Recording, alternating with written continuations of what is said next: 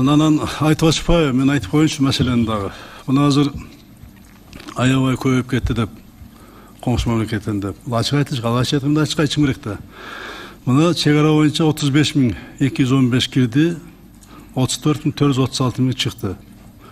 Азыр бизде убакыт катталган 11.966 коңшу мамлекет жараны бар Кытай Республикасынын. 11.966. Жаранды калган, мына кече айтып атышат аябайлар. Жаранды калган 268 киши алган. 10-дан 18-ге чейин 268 киши. Ошонун 171 кыргыз, 72 уйгур, 9 өзбек, 6 Кытай, 9 дунган, 1 казак. 268 алган. Анан ушуну айтып коюш керек да.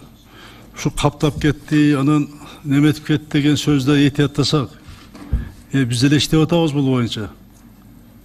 Биз деле ата-бабанын сөздөрүн жакшы билебиз, осуяттарын. Калуу Олиянын осуяттарын жакшы билебиз, окуганбыз. Айткан сөздөрүн. Кантип эле биз жөнүнө отуралы. Анан калпчындын баарын тең эле буну айтып бербеш керек да. Ушуну айтып коеюн дедим. Буну айтпасам болбойт да.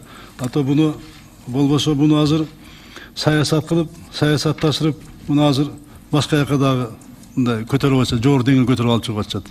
Мундай этияттабасак болбойт, аяр мамиле кылалы. Мен ушуну суранам сиздерден.